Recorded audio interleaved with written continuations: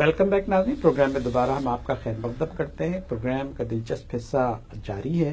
Professor محمد رئیس علوی صاحب کے ساتھ ہم ہیں۔ اردو ادب اور جاپانی ادب میں آپ نے بہت کام کیا ہے اور ملک کا نام روشن کیا ہے۔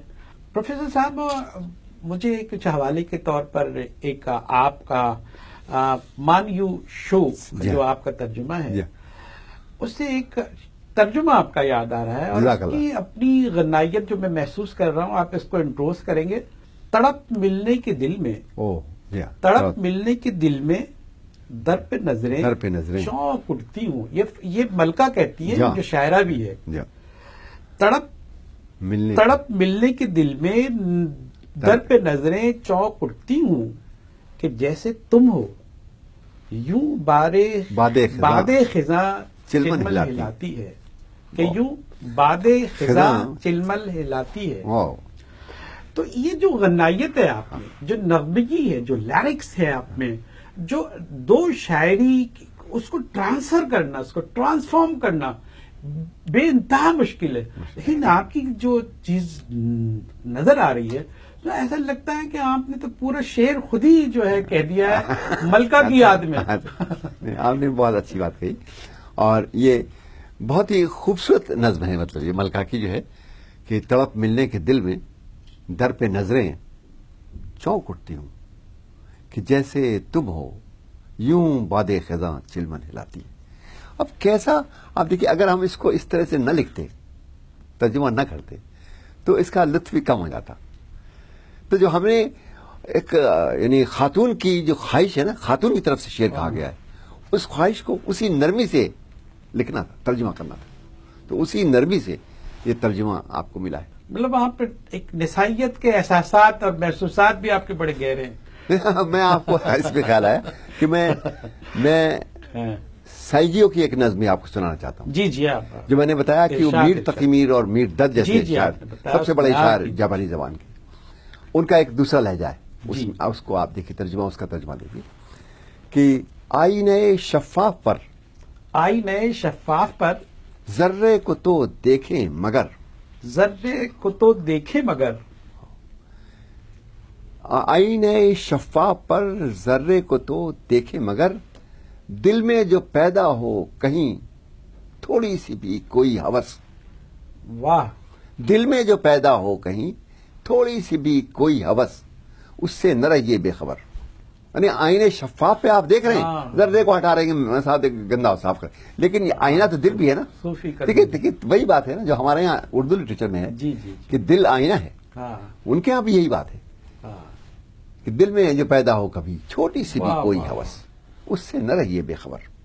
بالکل ایسی ہے جیسے آئینے شفاف پر ذرہ آ جاتا ہے، اسی طرح آپ کے دل میں یہ ہوس سے پیدا ہوتی ہے، اس سے آپ بے خبر نہ رہتے۔ تو آپ نے بڑا جو پہلے ابتدا میں کہا تھا کہ ان کی جو پرانی شاعری، جو قدیم شاعری ہے اور ہماری قدیم شاعری میں ایک رشتہ ہے، اور اس رشتے میں جو اثرات اور جو تاثیر ہے اس میں بڑی مماثلت پائی جاتی ہے، اور آپ کے اس ترجمے نے تو بہت واضح کر دیا ہے۔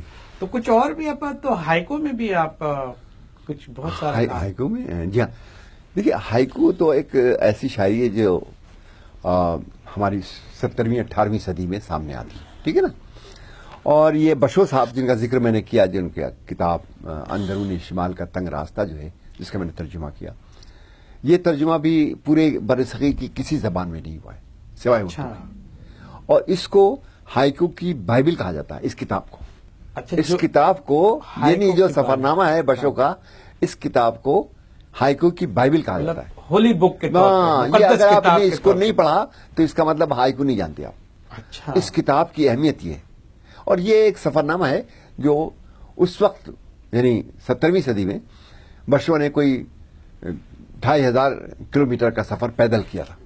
تو آپ نے نثر میں، آپ نے نہیں نظمیں، لیکن اس میں جا بجا نظمیں انہوں نے لکھی ہیں، تقریباً 80 کے قریب ان کی ہائیکو نظمیں جو ہیں وہ شامل ہیں اس میں۔ وہ جہاں جہاں، اس سے معلوم ہوتا ہے کہ ہائیکو کہاں کہی جا سکتی ہے، کیسے کہی جا سکتی ہے، کیوں کر کہی جا سکتی ہے، اور کیسے اس کو ایکسپلین کیا جا سکتا ہے۔ اسی لیے اس کو ہائیکو کی بائبل کہتے ہیں، اور اس پر آپ نے کام کیا، اور یہ اس کا ترجمہ میں نے اردو میں کیا۔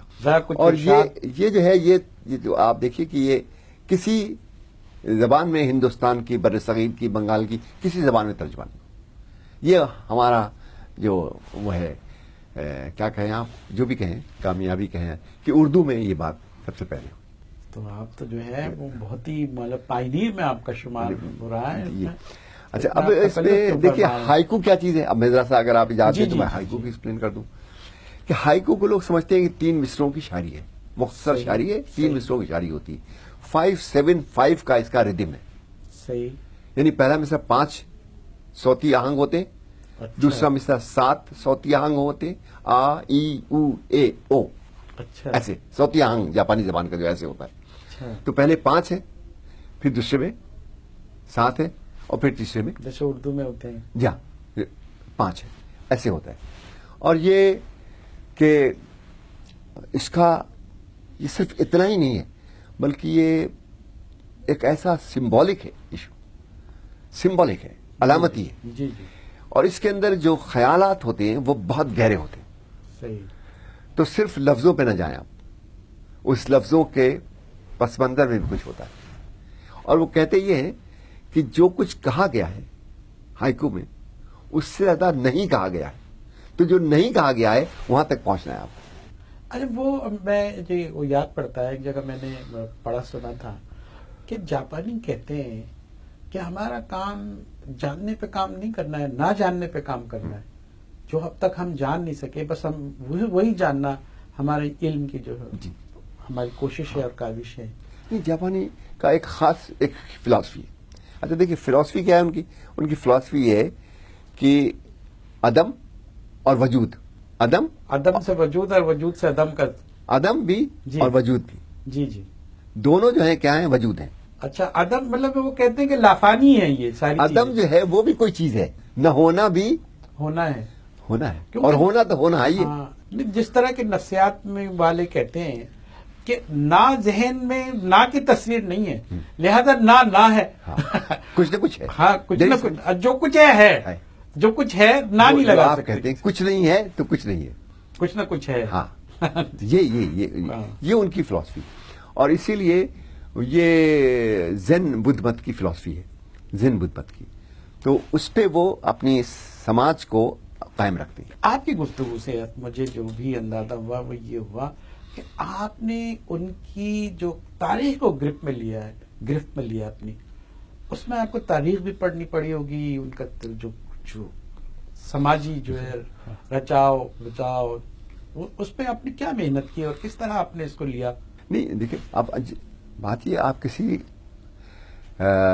معاشرے کی تہذیب کو یا معاشرے کو سمجھنا چاہتے ہیں تو میرا کہنا یہ ہے کہ اگر آپ واقعی میں سمجھنا چاہتے ہیں تو سب سے پہلے ضروری ہے کہ آپ اس کی شاعری کو سمجھیں. اگر آپ کسی معاشرے کی شاعری کو سمجھ سکتے ہیں تو اس کا مطلب معاشرے کی روح کو آپ سمجھ رہے ہیں. نہیں یہاں ایک اعتراض ہو سکتا ہے کہ دیکھیں شاعری کو سمجھنے کے لیے سماجی شعور کا ہونا بہت ضروری ہے، اور سماجی شعور اس کے معاشرے میں جو چیزیں ہیں، جو روایات ہیں، جو تاریخ ہے، اس کو سمجھے بغیر جو ہے وہ آپ نے اچھی بات کی، لیکن دلچسپ بات کہی آپ نے. دلچسپ بات یہ ہوئی کہ میں جس بات کو پہلے کہہ رہا ہوں آپ اس بات کو بعد میں کہہ رہے ہیں. دیکھیے سماجی شعور تو آپ میں ہوگا تبھی آپ شاعری پڑھیں گے. سماجی شعور کے بغیر آپ شاعری نہیں پڑھیں گے. لیکن جب آپ سماج کا ایتھوس کیا ہے، اس کا کلچر کیا ہے، صحیح، اس کو سمجھنے کے لیے لیکن آپ اس معاشرے میں رہتے ہیں، آپ کو فائنسٹ جو آپ کہیں فائنسٹ، جو سب سے فائنسٹ اس کی مثال ہو سکتی ہے وہ شاعری ہے. جی بالکل صحیح.